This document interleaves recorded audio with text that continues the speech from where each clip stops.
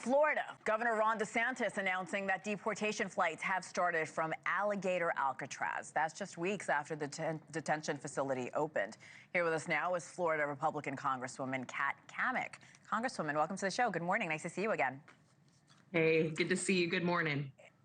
Alligator Alcatraz, like I mentioned, opened just a few weeks ago. Some critics are saying that immigrants housed there are not receiving due process before they're being deported. What do you know about these procedures in place, and what is being done to make sure they do get due process? Well, first and foremost, I think we need to dispel this myth that Alligator Alcatraz is somehow beneath the standard of basic care for these inmates. In fact, this is a facility that has air conditioning. Most people don't realize that in the state of Florida, 75% of prisons do not have air conditioning. And, you know, earlier we were talking about the heat advisory, how this massive heat wave is gripping the East Coast. It's hot right now in Florida.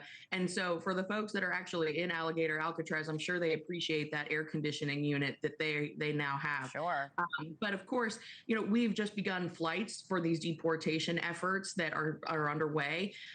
This is something that is very simple in my mind and common sense. You come into this country illegally, you break the law, you will face consequences.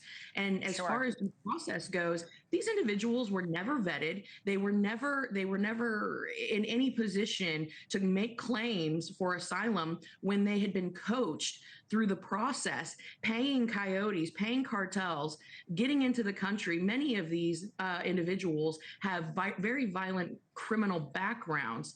And so I want to know what is being done to expedite these deportations. Because Congresswoman, with that said, as you know, under the Constitution, everyone, not just American citizens, get due process in this country. I mean, that is under the Constitution, whether you agree with it or not. So how do we know if these people are getting due process?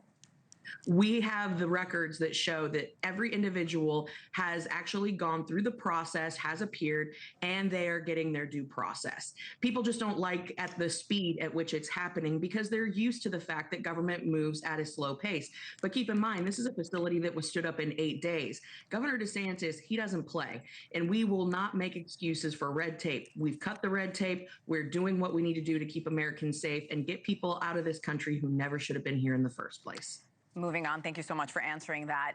Nationwide, roughly 40% of farm workers are undocumented. Many of them are fearful of arrest and deportation. They're simply not showing up to work because they're terrified. There is a bipartisan bill. It's aimed to provide an opportunity for long-term migrants to stay and work in this country. You are a member of the House Committee on Agriculture, someone who has nearly 9,000 farms in your district alone. Talk to me about whether you support that bill.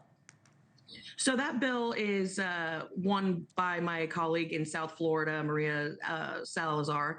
I think it's called the Dignity Act. The reason I can't support that bill is it's a pathway to amnesty. Now, I recognize that we have a tremendous workforce, not just in agriculture, but in tourism and hospitality, and we do have a broken immigration system. These are not the individuals that the Trump administration is targeting as we are ramping up deportation efforts.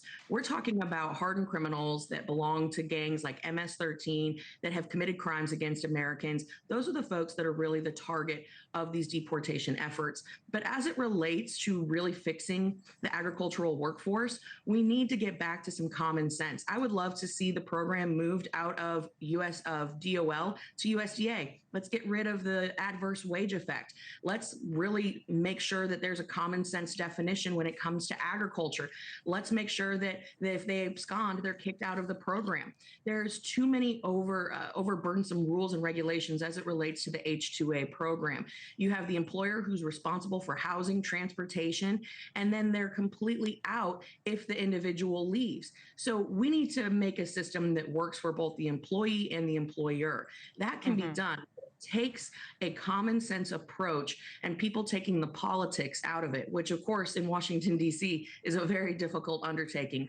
But the first thing we have to do is take amnesty off the table entirely. And I'm sure. Thank you for watching. Subscribe below and download our NewsNation app right now on your phone, and you will get fact-based, unbiased news for all Americans.